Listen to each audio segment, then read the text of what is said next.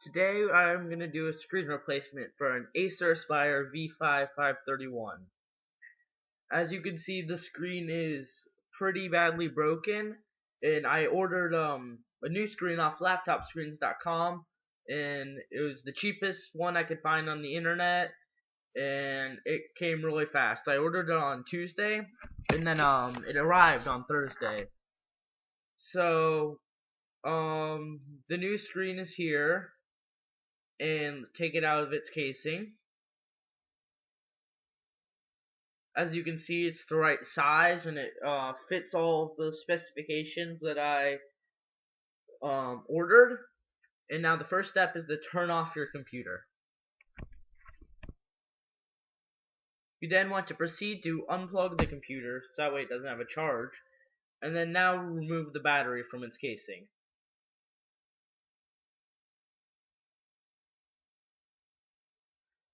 Now that the battery is removed, you're going to want to stick a screwdriver into the bottom of the screen so that way it creates a cavity for you to put your finger into to help pry it off.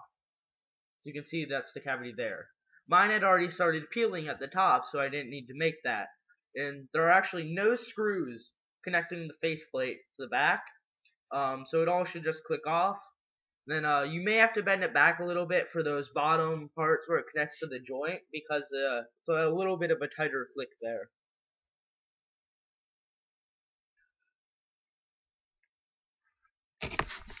Then after you get that off, you are going to want to unscrew the screen from the back casing. And then so you don't want to unscrew the ones that connect it to the back part, because that probably be a pain to reattach, and that's not necessary. Make sure you keep your screws somewhere safe, because if not, these are easy to lose. I lost one earlier and had to get a new one.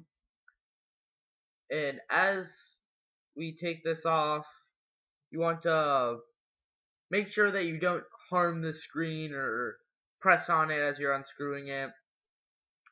And then it should slide out a little bit, and then there will be some adhesive, and there will also be some wires at the top that you want to disconnect, which is what connects the microphone to the camera. As you do that, you want to remove any of the tape or wiring from the back that is not permanently attached. As you can see, it can be a little sticky. And as we remove this, you'll see that there is the video connector. And if you look closely, there's a little piece of tape over this video connector, and that is to keep harmful things like dust and dirt, water, anything that can potentially damage it. And once you get that tape on, you want to carefully remove it, because it is very fragile, and you don't want to just yank it out, because that could potentially ruin the whole thing, and then it would be pointless to have a new screen because it wouldn't work properly. Then after we pry that off there, put that off to the side, and then grab your new screen. And you want to kind of put it back where it is, and then lay it down carefully. And you're going to want to carefully reattach the video connector. So right here is the connector, and you want to make sure that it is all the way in and there's no gaps when you look at it. You want tape, but I'm not going to put the tape back on because it's not working right now. It lost its adhesiveness. And then make sure you reconnect these. This is what the microphone connects to the webcam. They share their power. And then when you want to put this back in its bracket.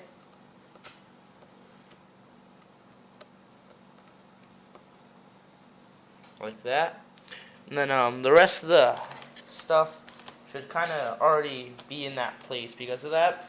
And then you want to gently press down to make sure that anything that needs to stick has stuck. And bend the screen back as far as comfortably possible for the easiest screwing.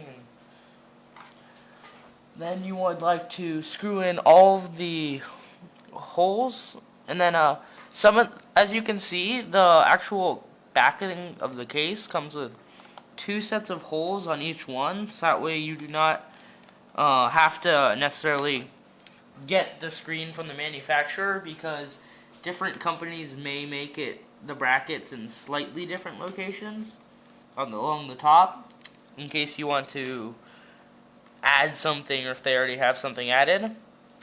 So that's kind of nice because it allows for user choice and brand. And then let me screw this last screw in. Before you put the faceplate on, you probably want to put the battery in and check that you didn't leave anything unconnected, because if you didn't, then it will not function right, and then you'll have to repeat the process, and that would not be good. So slide the battery in. Nice click, shouldn't be loose. And then press power. It may need to be plugged in if your battery doesn't have a charge. And then it should boot up. So while this is doing that, we're going to get back into adding the front case. So some of the main things you want to remember are: make sure that the video connector is 100% connected to the socket, and when it's still in there on the old screen, you don't want to just yank it out, because that could, with those types of connections, they have thin pins and stuff. You want to make sure that you don't destroy those pins, because that could potentially harm the screen.